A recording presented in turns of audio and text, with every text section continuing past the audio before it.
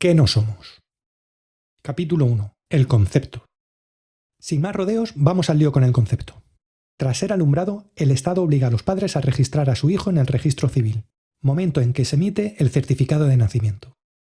En ese momento, el Estado crea una persona artificial, con un nombre elegido por los padres y escrito en mayúsculas. Se trata de una ficción jurídica, también denominada ficción legal o personalidad jurídica, posteriormente representada por el DNI. Es lo que se conoce como el fraude del DNI, pues el Estado actúa de manera fraudulenta ya que a nadie se le explica qué implica realmente el registro y la emisión del certificado de nacimiento. A través del estudio del lenguaje jurídico, cuyo significado es muy distinto al lenguaje común, obtendremos el conocimiento necesario para comprender dicho fraude. Capítulo 2. Ficción jurídica.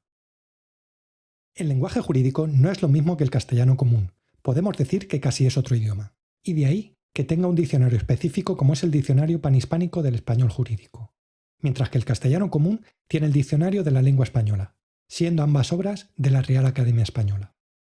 Vamos a comenzar nuestro estudio analizando la definición de ficción jurídica. Este término no aparece en el Diccionario Español Jurídico, pero Wikipedia nos muestra una definición muy ilustrativa.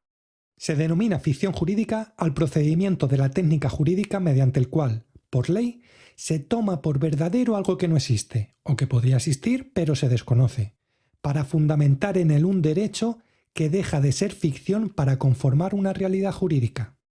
Es decir, que mediante una técnica jurídica, algo inexistente o desconocido se convierte en realidad jurídica y se le otorga derechos.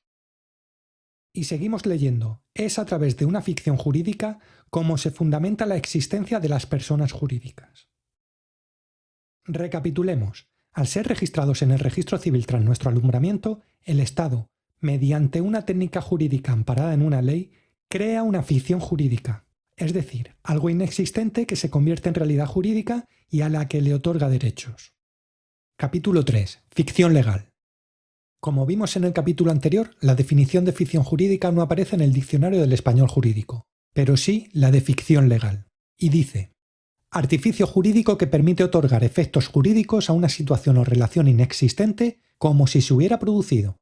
Esta definición es más ecléctica que la de ficción jurídica, pero viene a decir lo mismo, pues aquí, efecto jurídico, se refiere a un cambio en el estado de derecho de una persona, como resultado de la aplicación de una ley. Es decir, que al ser registrados en el registro civil tras nuestro alumbramiento, el Estado toma una relación inexistente como si se hubiera producido, y mediante artes jurídicas otorga un cambio en lo referente a los derechos, como resultado de la aplicación de una ley. Capítulo 4. Nacimiento.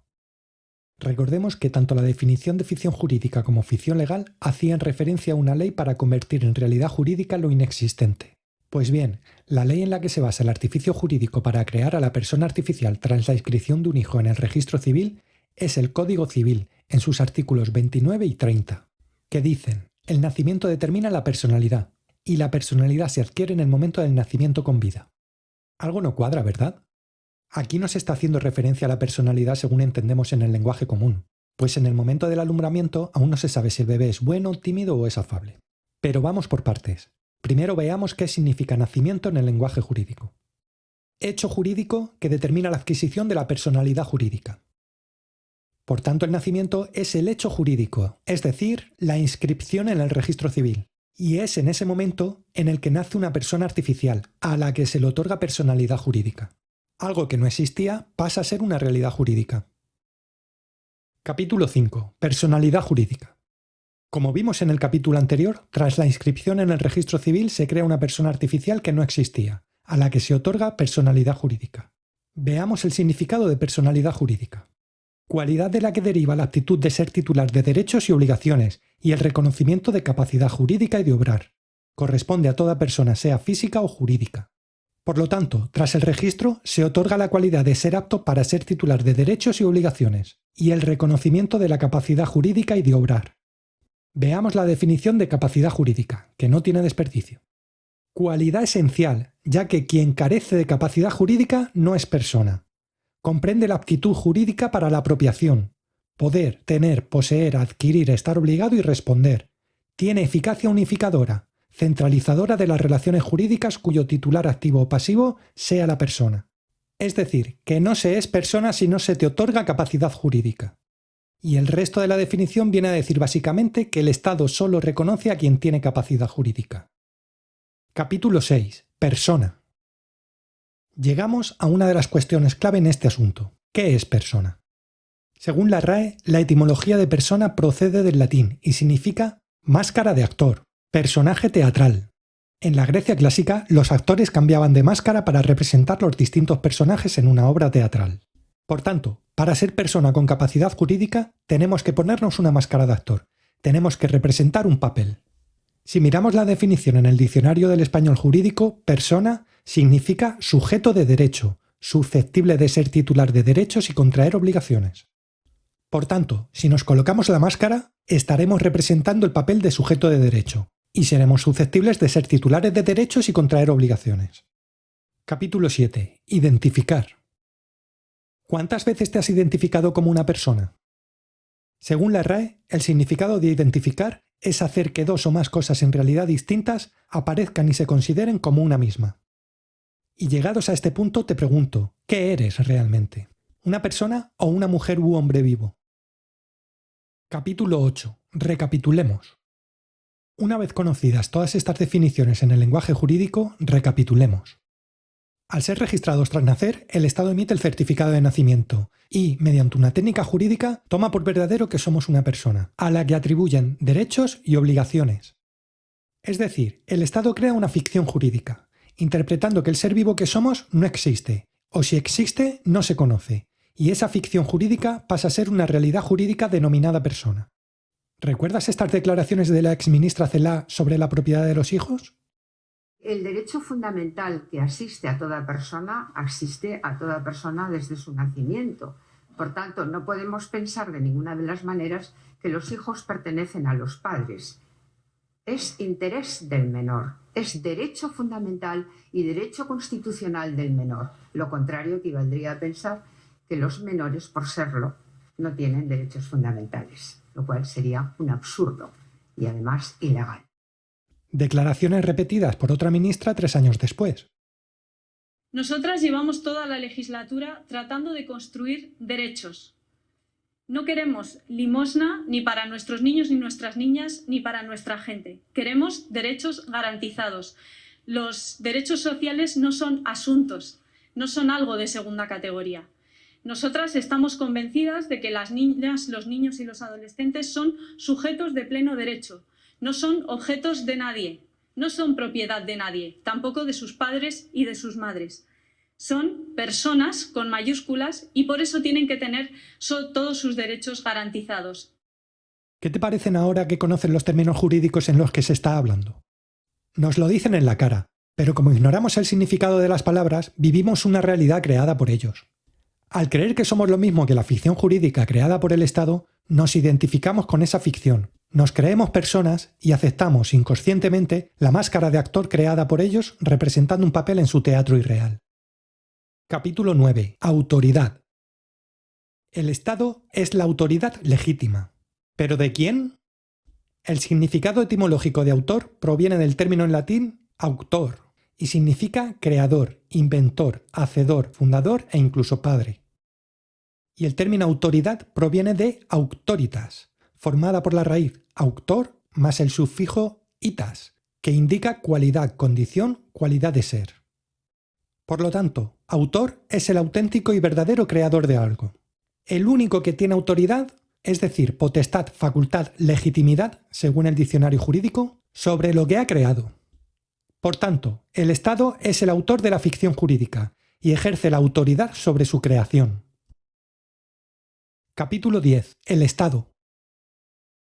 El Estado, según Wikipedia, es una organización política constituida por un conjunto de instituciones burocráticas estables, a través de las cuales ejerce el monopolio del uso de la fuerza, aplicada a una población dentro de unos límites territoriales establecidos. Y posteriormente dice, el Estado-nación moderno es la forma predominante de Estado a que están sometidas las personas. ¿Cuál es el origen del Estado? La teoría del contrato social explica el origen de la sociedad y del Estado. Los principales exponentes de esta corriente teórica del derecho y filosofía política llamada contractualismo son Thomas Hobbes, John Locke y Jean-Jacques Rousseau. La premisa común de todos ellos es que la sociedad y el Estado no son naturales, sino que son instituidos, es decir, construidos. Siendo ese el momento en el que se pasa del estado de naturaleza, donde el hombre posee todos sus derechos naturales, al estado civil, mediante el contrato social, pasando a ser el Estado quien otorga derechos y obligaciones a cambio de seguridad. El contrato social siempre supone la pérdida de libertades a cambio de seguridad. Capítulo 11. El contrato social. ¿En qué términos se habla del contrato social en la actualidad? Si leemos la definición que ofrece Wikipedia, el contrato social es el acuerdo realizado en el interior de un grupo por sus miembros, como por ejemplo el que se adquiere en un Estado en relación con sus derechos y deberes y los de sus ciudadanos.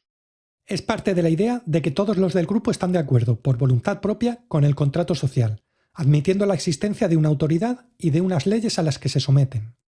¿Alguna vez te preguntaron si estás de acuerdo en someterte a las leyes del Estado? El contrato social explica el origen y el propósito del Estado y de los derechos humanos. La esencia de la teoría es la siguiente. Para vivir en sociedad, los seres humanos acuerdan un contrato social implícito, que les otorga ciertos derechos a cambio de abandonar la libertad de la que dispondrían en estado de naturaleza. Los derechos y los deberes de los individuos, es decir, las leyes, constituyen las cláusulas del contrato social. El Estado es la entidad creada para hacer cumplir el contrato, como ya hemos visto a través del monopolio del uso de la fuerza.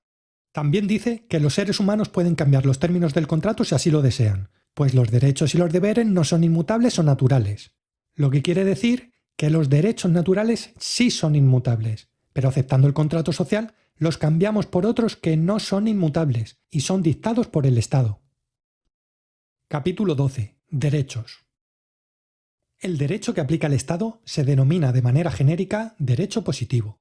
El diccionario del español jurídico lo define como derecho vigente y también como derecho establecido en normas jurídicas. Ojo, por oposición al derecho natural. El derecho natural se define como el conjunto de normas y principios ético-jurídicos de validez universal, existentes con independencia de la voluntad humana. Y más tarde cita que el derecho natural responde a una razón tan universal y permanente y es tan inmutable que ni aun Dios lo puede cambiar.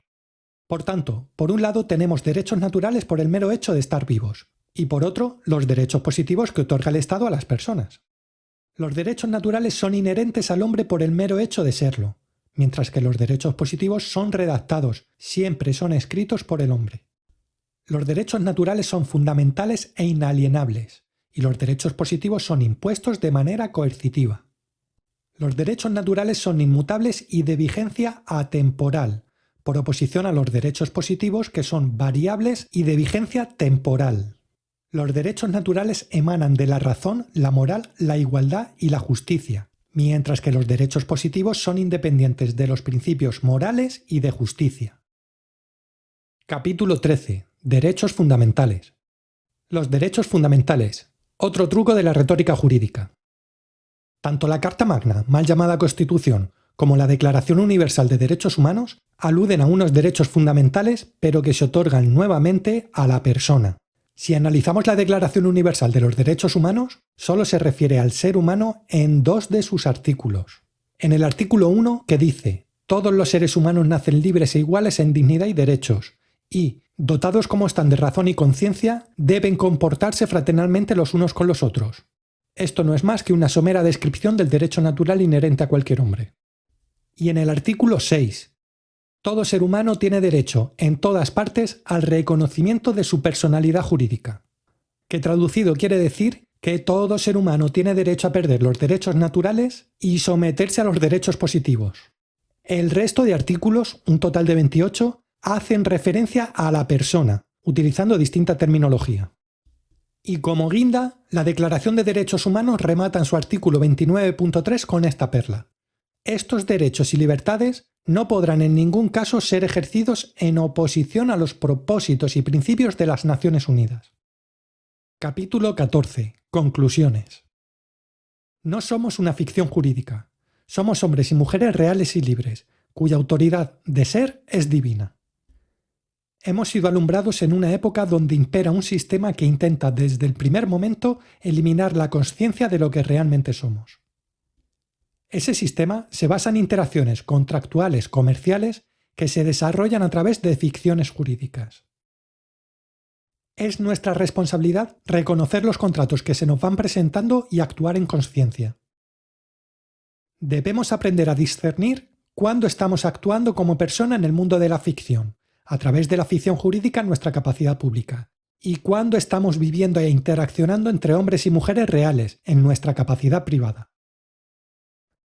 Muchas gracias por tu atención. Espero toda esta información te haya sido útil y ahora te conozcas un poco más.